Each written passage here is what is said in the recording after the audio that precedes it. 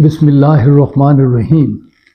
محترم ناظرین، آج کی اس نشست میں ہم بر صغیر کے ایک نامور آزادی کے علم بردار فریڈم فائٹر بھگت سنگھ کے بارے میں کچھ باتیں آپ سے شیئر کرنا چاہتے ہیں۔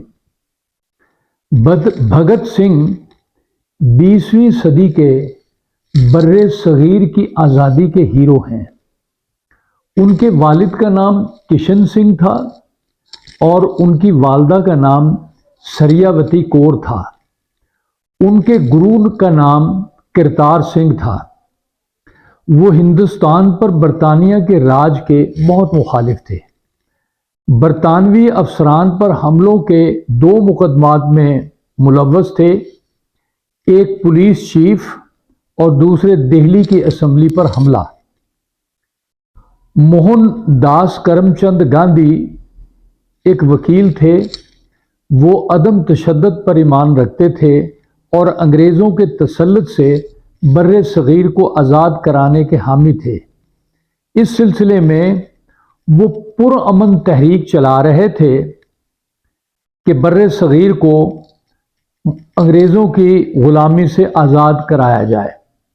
اس وقت بہت سارے مسلمان، بہت سارے ہندو، بہت سارے سکھ اپنی کتابوں کے ذریعے، اپنی تقریروں کے ذریعے، اپنی تحریروں کے ذریعے بر صغیر کو آزاد کرانا چاہتے تھے۔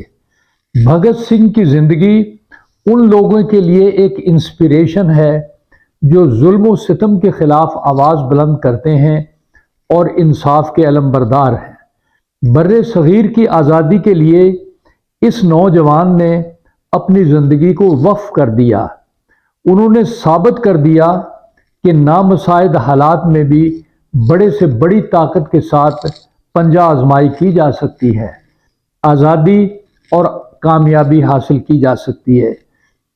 بھگت سنگھ بہت بہادر تھے، نڈر تھے۔ آزادی کے حصول کے لیے انہوں نے اپنی جان کا نذرانہ پیش کر دیا۔ وہ ملک میں بر صغیر میں سوشل ریفارمز لانا چاہتے تھے۔ پہلے عدم تشدد کے پیروکار تھے، پھر وائلنس کی طرف آ گئے اور ان کا نام تاریخ میں ہمیشہ یاد کیا جائے گا۔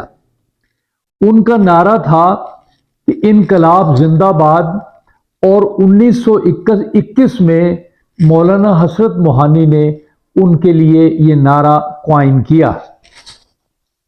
محترم ناظرین، بھگت سنگھ کے آخری الفاظ تھے "اسٹے ٹوگیدر" یعنی متحد رہو۔ انہوں نے اپنے دونوں ہاتھ اکٹھے کیے اور پھر سفر آخرت پر روانہ ہو گئے۔ وہ آگسٹی ویلینٹ کے خیالات سے بہت متاثر تھے۔ یہ ایک فرانسیسی تھا جو آزادی کا علم بردار تھا، جس نے فرانس میں کچھ لوگوں پر حملے کیے اور اس کو سزائے موت دے دی گئی۔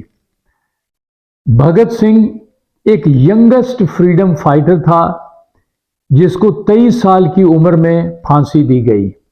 1929 میں بھگت سنگھ نے نعرہ بلند کیا "انقلاب زندہ باد"، اور یہ جون 1923 تھی۔